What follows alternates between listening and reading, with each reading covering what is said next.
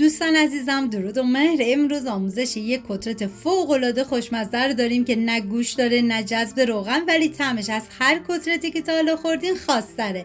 یک غذای ترکی خوش عطر و سیر کننده.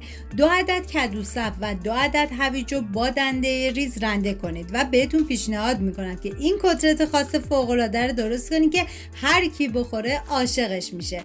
و بعد یک قاشق چایخوری نمک به کدو و هویج اضافه میکنم و به مدت 10 دقیقه میذارم کنار. توی این فاصله ما نیاز به سیب زمینی داریم که من از 3 عدد سیب زمینی استفاده کردم و با دنده درشت کاملا رنده میکنم. و همچنین 1 عدد پیاز بزرگم باید با دنده درشت رنده کنید.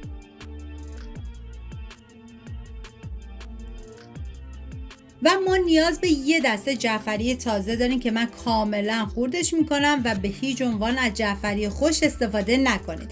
عزیزان این غذا تخم مرغ داره، ولی دوستانی که وگان هستن میتونن تخم مرغ این غذا رو حذف کنن که در ادامه ویدیو میگم چی جایگزینش کنن. و 2 حبه سیرم با دنده ریز رنده میکنم. و حالا کدو و هویجی که رنده کرده بودیم بعد از 10 دقیقه باید آبشو کاملا بگیرید.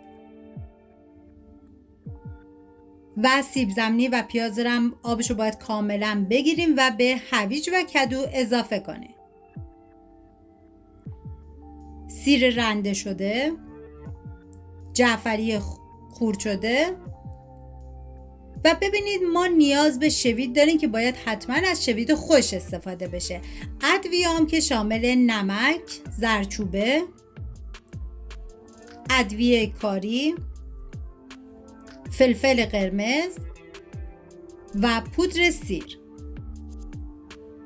و ببینید باید شما برای این کتلت یا پودر سوخاری استفاده کنید یا پودر نان، که من از 3 قاشق غذاخوری پودر نان استفاده کردم.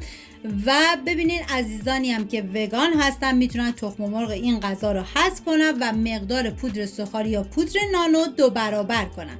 و بعد تخم مرغ و نصف قاشق غذاخوری هم بیکینگ پودر به این مواد اضافه میکنم و دوباره همه مواد رو با همدیگه مخلوط میکنم.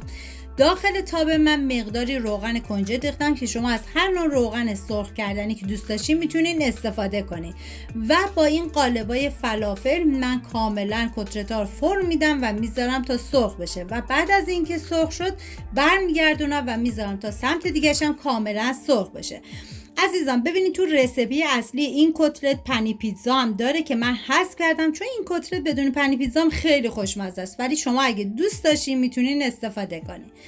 دوستان عزیزم اگر این کتلت خوش عطر رو خاص به دلتون نشست حتما لایک کنین و تو کامنت ها بگین که دوست داشتین یا نه.